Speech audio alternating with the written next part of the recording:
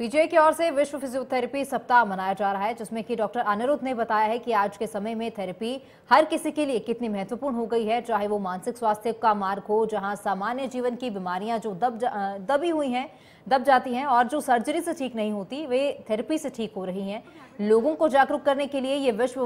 What therapy दिवस जो है पीजीआई में मनाया जा रहा है। ਥੈਰੇਪੀ ਡੇ ਵੀਕ ਜਿਹੜਾ ਹੈ ਹੁਣ ਪੀਜੀਆਈ ਵਿਖੇ ਮਨਾਉਣ ਜਾ ਰਹੇ ਨੇ। 3 ਸੈਪਟੈਂਬਰ ਤੋਂ ਉਸ ਦੀ ਸ਼ੁਰੂਆਤ ਹੋ ਜਾਏਗੀ ਔਰ ਅੱਜ ਦੀ ਭੱਜ ਦੌੜ ਦੀ ਜ਼ਿੰਦਗੀ ਦੇ ਵਿੱਚ ਇਸ ਤਰੀਕੇ ਦੇ ਨਾਲ ਟੈਕਨੋਲੋਜੀ ਵਧਦੀ ਜਾ ਰਹੀ ਹੈ, ਉਸ ਦੇ ਨਾਲ ਹੁਣ ਜਿਹੜਾ ਕਿ ਥੈਰੇਪੀ ਹੈ ਉਹ ਬਹੁਤ ਜ਼ਰੂਰੀ ਹੋ ਚੁੱਕੀ ਹੈ। ਅਨਿਰੁੱਧ ਸਾਡੇ ਨਾਲ ਨੇ ਇਸ ਵੇਲੇ ਡਾਕਟਰ ਅਨਿਰੁੱਧ, ਕਿਸ ਤਰੀਕੇ ਦੇ ਨਾਲ ਚੰਡੀਗੜ੍ਹ ਪੀਜੀਆਈ ਵਿਖੇ ਵਰਲਡ ਥੈਰੇਪੀ ਡੇ ਜਿਹੜਾ ਮਨਾਇਆ ਜਾ ਰਿਹਾ ਹੈ ਔਰ ਅੱਜ ਦੇ ਸਮੇਂ ਦੇ ਵਿੱਚ ਕਿੰਨੀ ਕੁ ਜ਼ਰੂਰਤ ਇਸ ਦੀ ਹੋ ਚੁੱਕੀ ਹੈ? सबसे पहले तो मैं आपका इंडिया न्यूज़ पंजाब हरियाणा हिमाचल का बहुत बहुत धन्यवाद व्यक्त करना चाहूँगा कि जो जन जागरूकता अभियान हम पूरे देश भर में चलाने जा रहे हैं, विश्व फिजियोथेरेपी सप्ताह 2023 जो मनाने जा रहे हैं, इसमें आप सब आए इस कवरेज के लिए, इसके लिए आपका हृदय से बहुत बहुत धन्यवाद। हमारा जो विश्व फिजियोथेरेपी सप्ताह है ये 3 सितंबर से शुरू होकर 10 सितंबर तक एक राष्ट्रीय स्तर का कार्यक्रम, जिसमें सर्वप्रथम मिशन चिरंजीवी भारत, जिसके अंतर्गत हम देश के 13 राज्यों में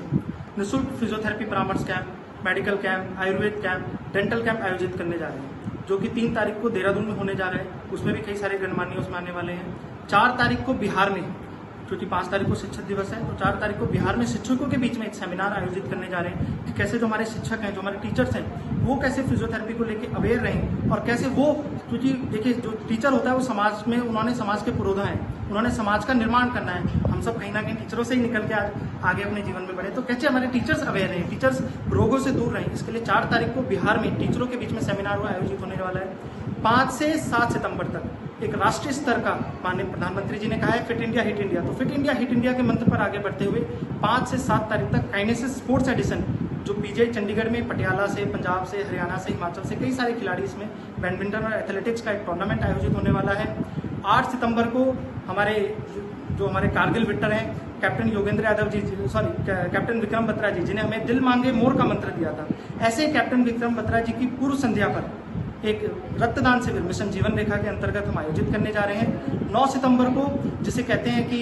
माननीय प्रधानमंत्री जी ने कहा था करो योग रहो निरोग, ऐसे एक योगा कैंप पीजीआई चंडीगढ़ में आयोजित होने वाला है। और 10 सितंबर को एक राष्ट्रीय स्तर की वर्कशॉप, जिसमें कई सारे देश के बहुत बड़े बड़े गणमान्य डॉक्टर्स, नर्सेज, फिजियोथेरेपिस्ट, अन्य कई मेडिकल प्रोफेशनल्स इस कार्यक्रम में हिस्सा लेने वाले हैं, फॉलोड बाय अवार्ड सेरेमनी। जो हमारे खिलाड़ी हैं उनका हम सम्मान करने 10 तारीख को जा रहे हैं। आज के समय में कितना इम्पोर्टेंट हो चुका है थेरेपी का, कितना अहम रोल है जो अब बढ़ता जा रहा है?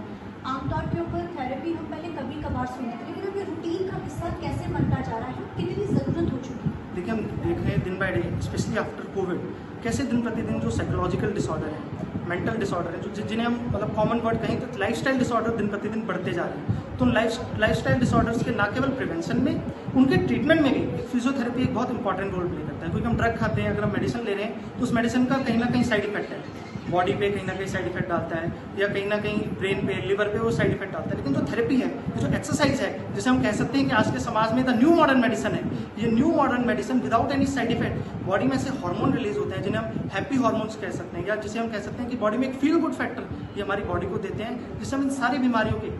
Only prevention and also treatment दोनों में एक बहुत इंपॉर्टेंट फैक्टर प्ले करते हैं। आज के समय में कितने जो पेशेंट्स हैं पीजीआई में अनिरुद्ध पहले से बड़े हैं, और थेरेपी में किस तरीके के नए ऐसे पेशेंट्स आए हैं जो शायद जिन्होंने बहुत मेडिसिन खाई हैं और अब उनको लगता है कि थेरेपी ही हमारे लिए बेस्ट ऑप्शन है, जो डॉक्टर भी रेकमेंड कर रहे हैं? देखिए, ऐसे पेशेंट्स हम डेली देखते हैं जो कई सारी मेडिसिन से ठीक नहीं हुए, लेकिन अंततोगत्वा फिजियोथेरेपी के माध्यम से हम देख रहे हैं न्यूरोलॉजिकल डिसऑर्डर, कई सारे ऐसी बीमारियां हैं जिनमें सर्जरी से हम फिजियोथेरेपी के माध्यम से पेशेंट को सर्जरी होने से बचा सकते हैं। तो फिजियोथेरेपी का समाज के उत्थान में, समाज के कल्याण में, पेशेंट के ओवरऑल रिहेबिलिटेशन, ओवरऑल ट्रीटमेंट में बहुत इंपॉर्टेंट रोल होता है। और उस ओवरऑल रोल देख रहे हैं हम दिन प्रतिदिन पेशेंट बढ़ते जा रहे हैं, क्योंकि साइकोलॉजिकल डिसऑर्डर्स बढ़ रहे हैं, लोगों को मेंटली लोग उतना